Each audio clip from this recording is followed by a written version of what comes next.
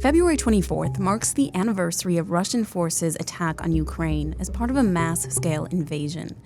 Analysts initially predicted it would be a matter of weeks, if not days, before Russia seized control of the capital, Kyiv. Few were prepared for the fierce Ukrainian resistance that followed, least of all Russian President Vladimir Putin. Ukrainian President Volodymyr Zelensky swiftly rejected an offer from the US government to evacuate him, saying, "The fight is here. I need ammunition, not a ride." He vowed to stay in Kyiv and declared martial law. The fog of war soon set in. More than 1.5 million Ukrainians became refugees within the first 10 days, after being forced to flee the country. Western nations, meanwhile, slapped Russian officials with a flurry of sanctions as they supplied Ukraine with billions of dollars in military aid and heavy artillery. By early March, Russian troops made quick advances in the south and east, entering the Kherson region and taking control of Europe's largest nuclear plant, located in the southeastern city of Zaporizhzhia.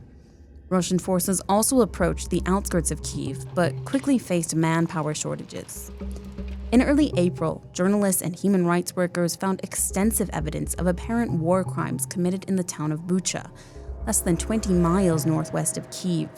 They asserted that Russian troops deliberately targeted civilians. Hundreds of civilian bodies were uncovered after being found scattered across the streets and in communal graves. After the Bucha findings, US President Joe Biden accused Russia of committing genocide in Ukraine. Putin, vowing to continue the war, ordered a new Russian offensive to take control of the Donbas.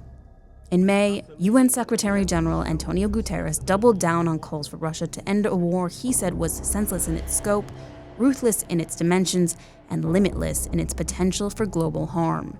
Several days later, the US, G7, and EU agreed to impose a sweeping new round of sanctions against Russia, including a commitment to phase out most imports on Russian oil by the end of 2022. In another blow to Putin, Sweden and Finland unveiled formal bids to join NATO. Putin had previously cited fear of NATO expansion as one of the main reasons for Russia's invasion of Ukraine. As summer set in, Ukrainian forces made key strides with a string of counteroffensives. By September, Ukraine retook nearly all of the Kharkiv region and later recaptured the city of Lyman in Donetsk province.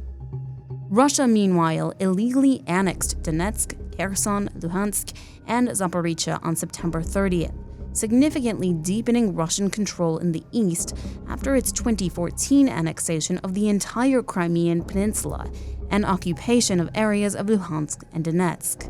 In October, an explosion severely damaged a bridge linking Russia with Crimea, the peninsula that was annexed by Russia in 2014. After accusing Ukraine of being behind the explosion, Russia retaliated by bombing Ukraine's energy infrastructure, destroying key plants and power grids ahead of winter. Ukraine celebrated another key victory in early November, when Russian forces retreated from the southern port city of Kherson, once home to 250,000 people. Another crisis was deepening in Europe as inflation hit double digits amid the fallout from the war. The Kremlin wagered that surging prices, combined with new waves of Ukrainian refugees in Europe, would strike a blow to European support for the war. However, a January 2023 Eurobarometer poll found that 74% of EU citizens still strongly approved of Europe's decision to provide support for Ukraine.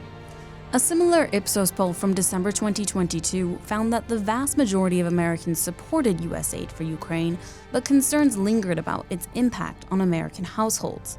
Nearly half of respondents said Ukraine should settle for peace as soon as possible, even if it meant losing some territory. A number of grim figures show the devastating cost of war as the one-year anniversary approaches. The UN estimates that some 7,000 civilians have been killed in Ukraine since February 2022. Senior Ukrainian officials estimate up to 13,000 Ukrainian soldiers have been killed in the last year. Russian officials say nearly 6,000 Russian troops have been killed in the same time period, though US intelligence officials say the number of Russian soldier deaths and injuries is much closer to 100,000. The OECD estimates the war will have cost the global economy $2.8 trillion in lost output by the end of next year, and the UN has recorded close to 8 million Ukrainian refugees across Europe alone. To many, the human and economic cost of the war may already seem extreme, but analysts remain uncertain as to how and when the conflict will end, with both sides determined to push forward.